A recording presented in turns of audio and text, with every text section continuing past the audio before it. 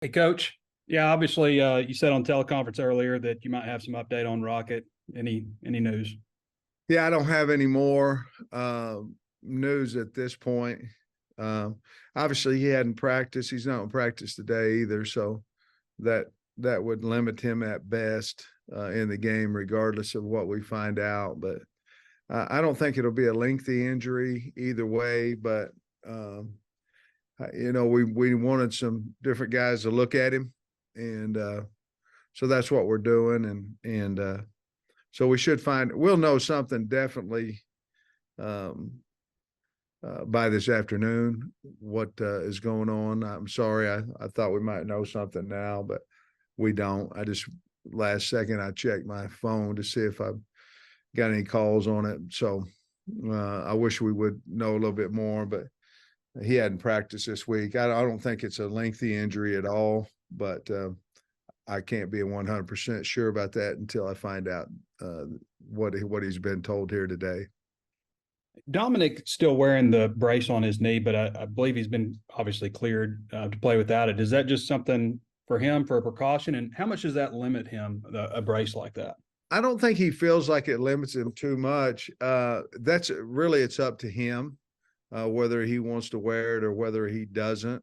Um, I wouldn't be surprised if he didn't wear it. Assuming this weekend he would probably have a much bigger role.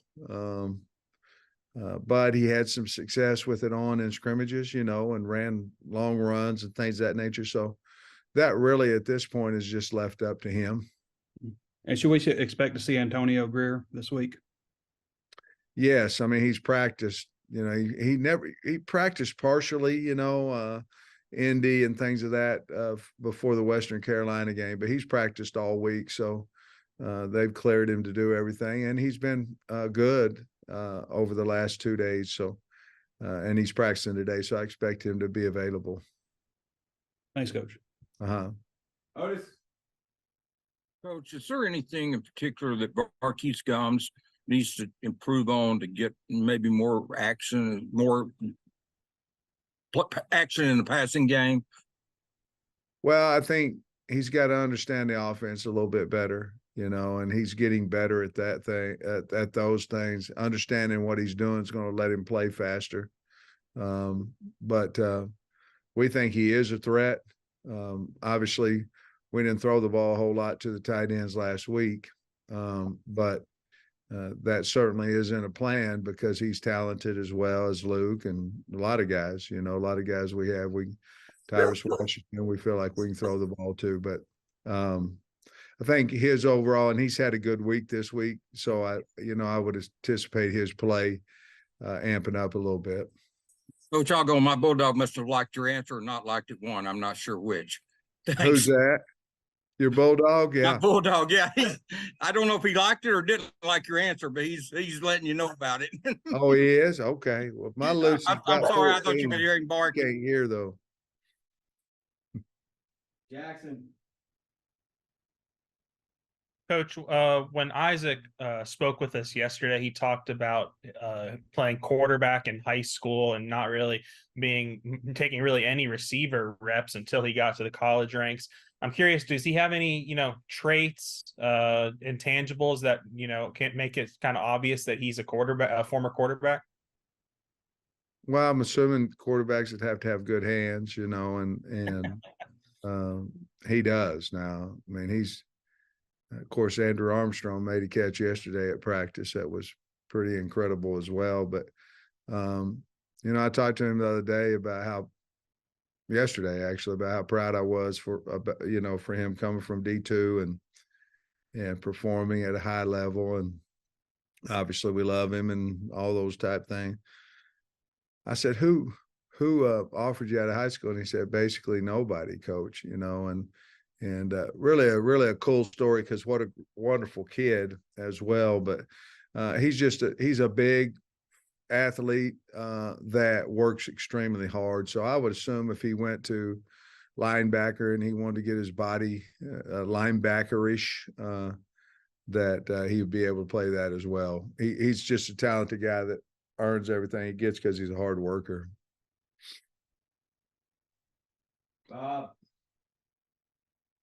Hey Sam, I mean, obviously you don't want Rocket to ever miss any time, but how good do you feel about the depth you have there if he is out for a little while?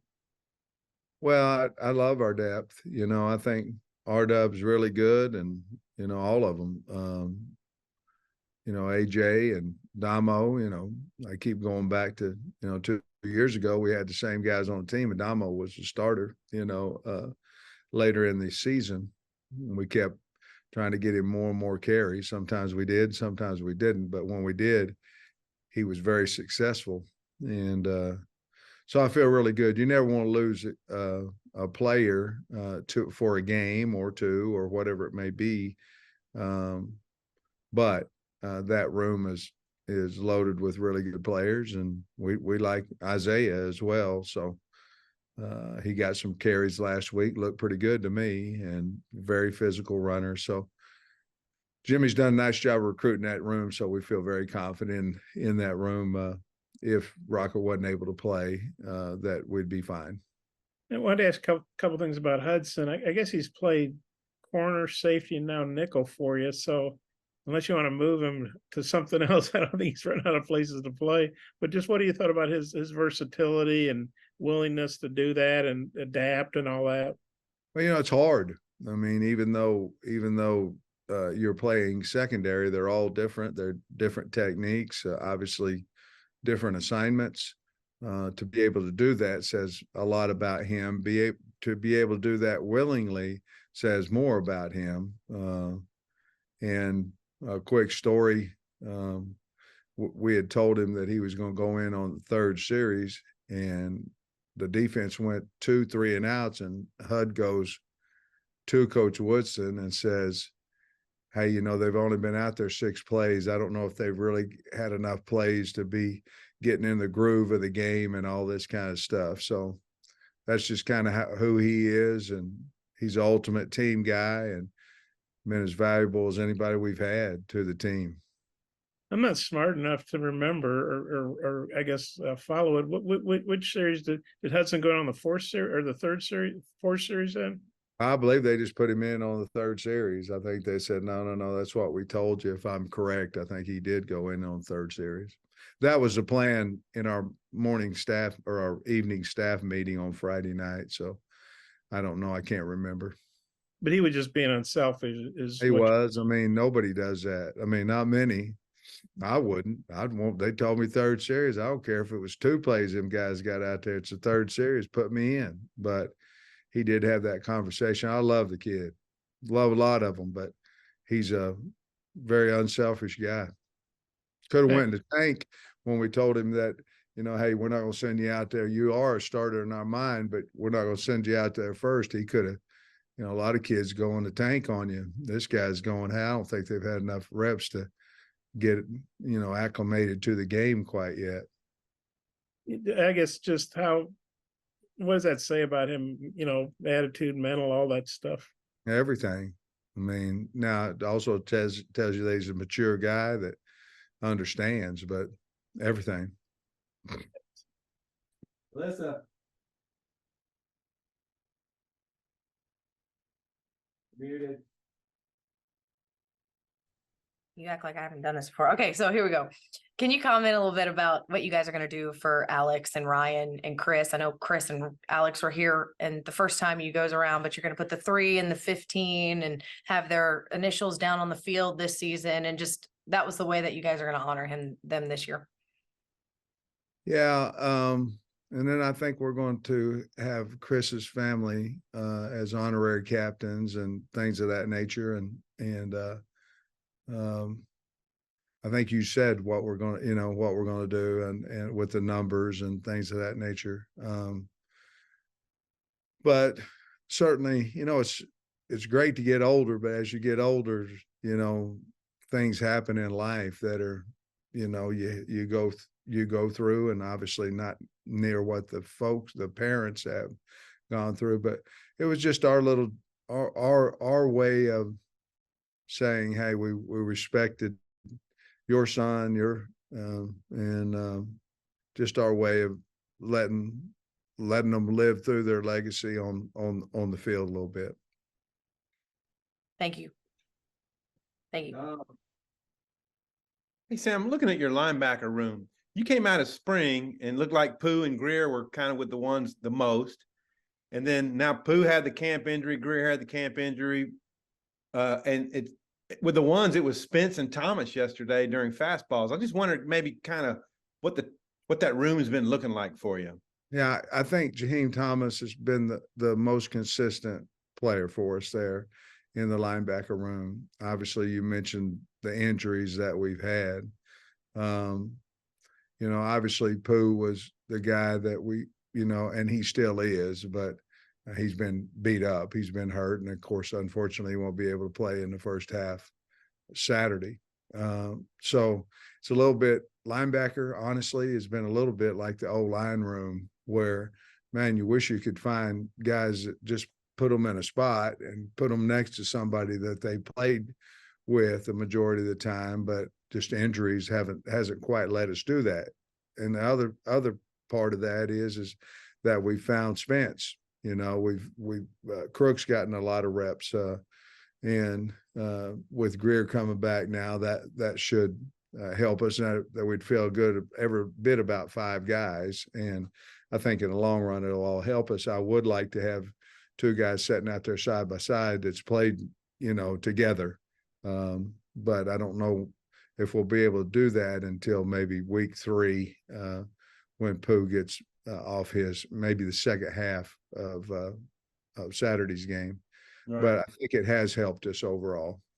Does one guy in particular or one spot call defense for you? Like Pooh when he's out there, and then well, the Mike backer a lot of times will do that, but not necessarily in our defense. We'll have both of them reiterate the call, and of course, you get it to the front, get it to the back end, and then everybody. We're actually working on a little bit of our home crowd noise for defense a little bit today and all day tomorrow for that communication. Okay, my last thing, you mentioned Monday that you were sending in a number of plays regarding penalties. I wonder if you got any clarifications on some things that maybe we didn't see that got called that would help. Yeah, and a couple of them, to be honest with you, we showed to the team because they needed to know the interpretation of the officiating crew from the SEC. So you don't necessarily send in the penalties to say, well, I'm right and you're wrong. You find out the explanation of why the call was made.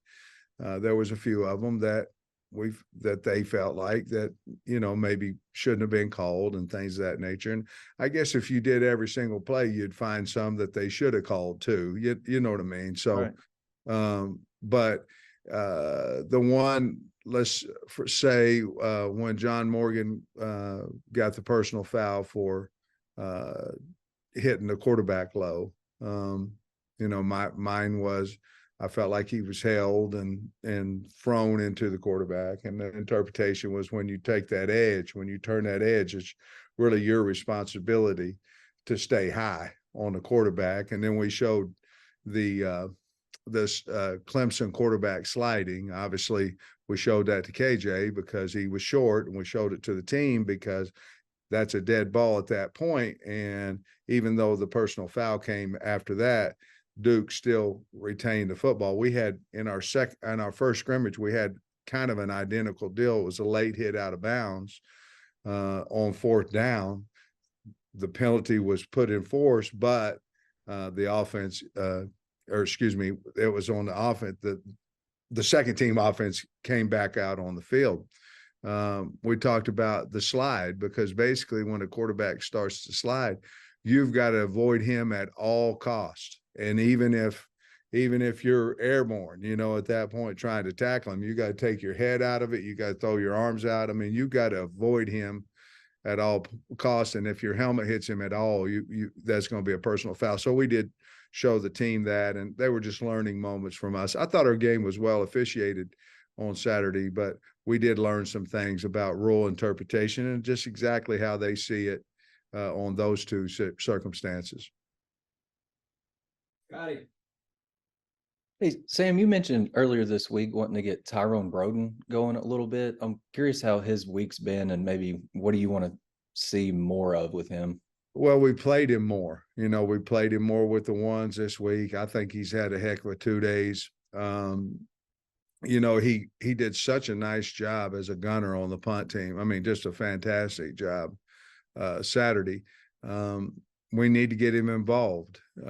Because he's the separation of the wide receivers is not like this. It's close, and he's a guy that's played Division I football and done a nice job there. So we need to amp him up, and the only way you can do that is put him with the guys and see if you can feel good about it. And that's what we've done. And he's had a good week. I know we talked a lot about Jaden Johnson since it feels like late in camp, but when you have a guy that plays like he did in an opener, kind of takes his camp to a game setting, what do you think that does for his confidence? I think a lot. I hope it does. What you're always concerned about is it happens, and then you become content with, well, I showed you I could do it. We've obviously talked to Jaden about some of those things too, and I don't think there's any way. I think he likes where he's at. I think he knows that he can improve a lot, but with picking the pass, had a lot of open field tackles. Obviously, the fumble that he caused, and he went into camp maybe a 1, maybe a 1B, whatever it is, and came out as as good a safety as we have. So a lot of good things happen with him. He's always had the talent. His mind just allowed him here in the last 6 months, 7 months, to go ahead and let that body go do what it always could do. Right. Hey, Coach, Kent State's got 5 new first-year starters on the offensive line. I was just curious, you were an offensive line coach for 25 years on the FBS level. Have you ever had an instance like that where you had to break in 5 brand new guys? And if so, what are some of the challenges that you run into in a situation like that? I have not. Now, I've had a lot of jobs where they were 5 new starters for me, but not necessarily for the team. Well, there's a lot of challenges because, it takes you a little while to figure out who's tough, who you can depend on, things of that nature. That's as offensive line, that's key. Who's your communicator? Who's your leader? Where you want to put him? Do you have a center that can play? Can you protect the edge? All those type things go into it, and you just start piecing it in. And obviously, it takes a little while. And I look for them to their O-line to become better and better. They do have some skill and some talent, and then those guys haven't played, because you said it, but then with them being transfers and things of that nature. So it's a lot easier to bring 1, maybe 2 in on O-line, but bringing in, a lot that are starters becomes difficult, and then they don't know their coach and all that kind of stuff. But I thought they did a nice job last week. I look for them to play much better than they did last week, but there's a lot of challenges there. And to me, they've done a nice job of coaching them. On your end, with the week 1 game, obviously you'd expect everybody to be amped up and excited and everything. But with the way the score came out and then looking at Kent State's score against UCF, is there anything extra you feel like you need to say? I mean, you got a pretty mature bunch, but is there anything extra you need to say to make sure that the focus is right?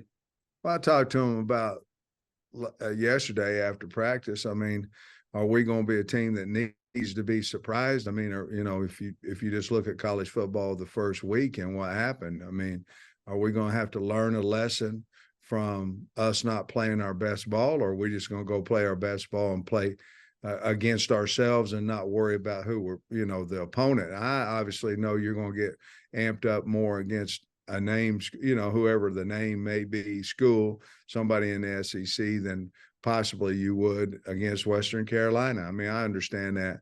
But at the same time, if you don't get ready to play, you don't prepare, you're going to get beat. And we're going to be one of those teams that everybody in the country is talking about. And I just kept asking them, do we need to be surprised? Do we need to be taught a lesson? Or are we just going to go practice hard? I wasn't particularly happy with the way that the complete practice went yesterday, and I talked to him about that after practice. Thank you, Coach. Coach, a lot of you just mentioned a lot of the challenges with the O-line, communications, leaders. I'm wondering how your O-line's looking this week in terms of in practice with those things. Yeah, I thought the ones looked really good yesterday. The problem, it's not, it depends on how you look at it.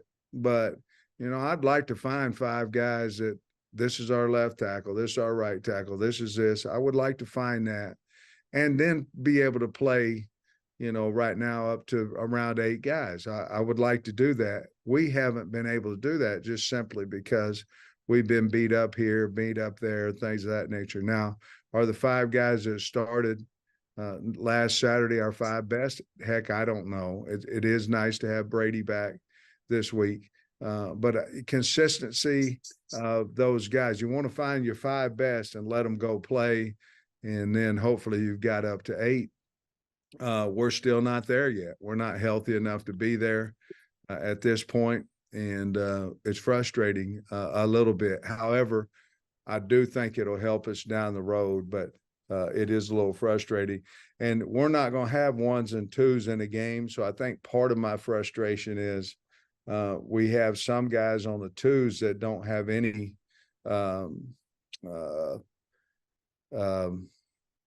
experience. And so at times in practice, it doesn't look quite as good. And I get frustrated with that because our experienced guy might be beat up a little bit. So I think we're going to be fine. I think in the long run, it's going to help us, but that has been a little somewhat frustrating. And then last one, you had a lot of freshmen that contributed late and played their first game last week. Just how are they looking and responding in practice this week? Yeah, I was proud of them. I think, you know, anytime you can get more guys in the game, which we all know who's followed us since I've been here, we haven't had an opportunity to do that much, maybe twice.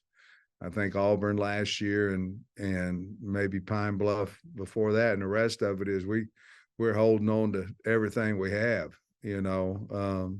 So it is fun. I think it's good for team morale. Those things. It's good to get somebody out there on a Saturday. And is he as good as what you thought in practice, or is he better? Whatever the case may be. So I thought it was exciting to get that. We had guys like John Hill and some guys been around here a while. Kyle Thompson that hadn't played, and really was excited to get them in there. And they all played pretty darn good. They played extremely hard.